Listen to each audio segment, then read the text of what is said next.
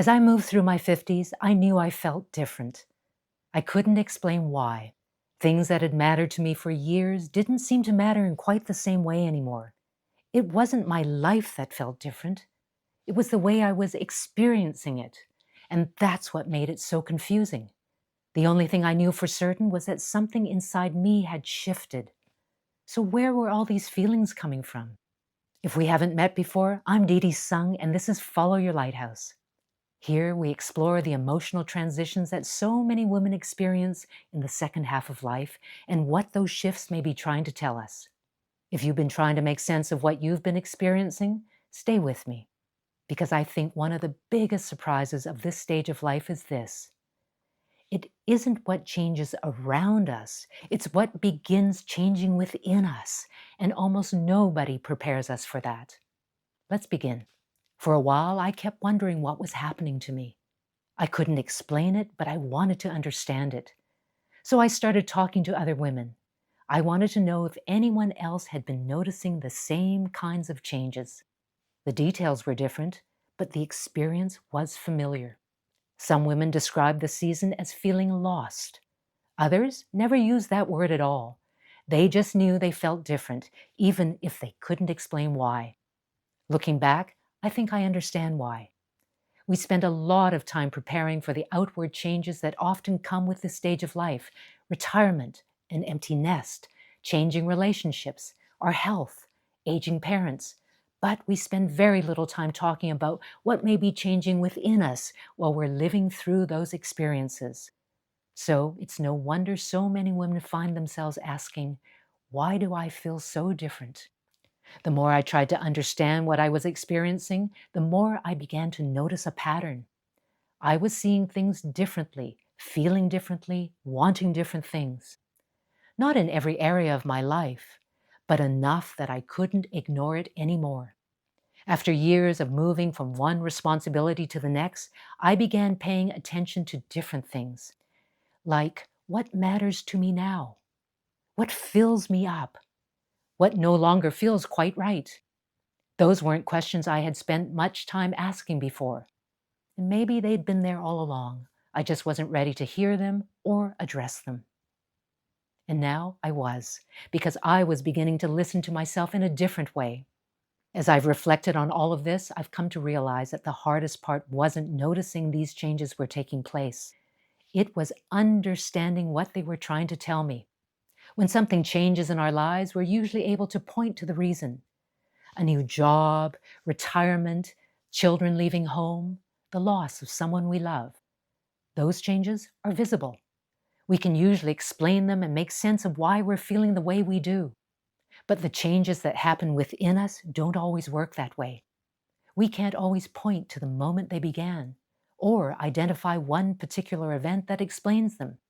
Instead, they tend to unfold gradually. Perhaps we notice ourselves reacting differently to a conversation. Or we find ourselves coming back to a question we hadn't paid much attention to before. Or we begin sensing that something we've taken for granted for years no longer feels quite right. On their own, those moments don't seem especially significant, so it's easy to brush them aside. It's only when we look back that we begin to see those moments were connected. And I think that's why we so often misunderstand these inner shifts.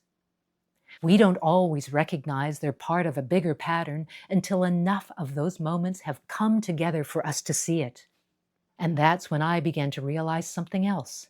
What if one of the gifts of this stage of life is that we're finally able to recognize the wisdom we've been gaining for decades? Not the kind of wisdom where we have all the answers. I'm talking about the understanding that only our life experiences can give us. The things we've learned about ourselves through the lives we've lived. For most of my life, I don't think I recognized those experiences for what they were. I was focused on living my life, building a career, caring for the people that I loved, making the best decisions I could with what I knew at the time.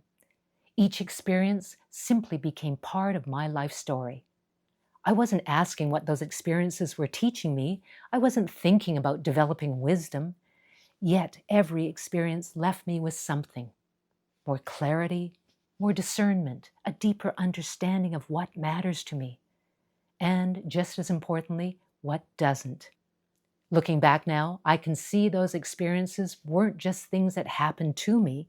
They were shaping the way I understand myself, the way I understand the world around me, and the choices I want to make going forward. I think that's one of the reasons this stage of life can feel so different.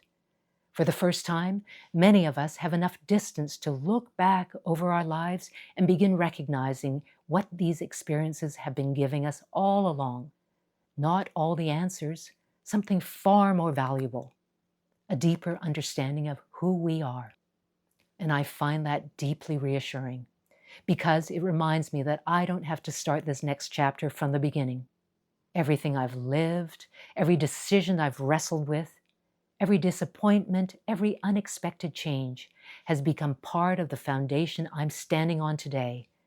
I may not always know exactly what the next step is or if I'm on the right track. There are still questions I can't answer, but those questions don't unsettle me the way they once might have, because I've learned something else. I've learned that I don't have to see the whole path before I take my next step. I only need enough clarity to recognize what's mine to do next, and enough courage to trust it.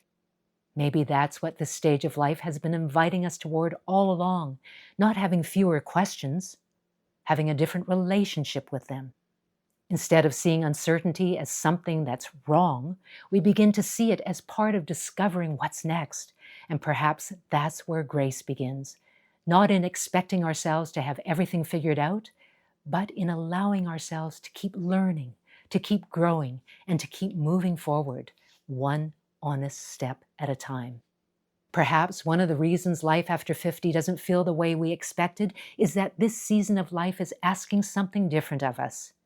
For many years, our attention naturally went toward where we were needed, our work, our families, the responsibilities we carried. There wasn't always much opportunity to step back and reflect on what those experiences were teaching us, or how they were shaping the way we saw ourselves. We now have the opportunity to look back with a perspective we didn't have before. We begin to recognize patterns. We see connections between experiences that once seemed unrelated, and we develop a deeper understanding of how the life we've lived has shaped who we are today. For me, that awareness changed everything because I stopped asking myself, why do I feel so different? And I started asking, what is this season trying to show me? It replaced judgment with curiosity. It gave me permission to stop believing I should already have everything figured out. It helped me see that taking the time to understand myself more deeply wasn't time lost. What this chapter has been inviting us toward all along is not to become someone different, but to know ourselves more honestly and trust the wisdom we've spent a lifetime developing.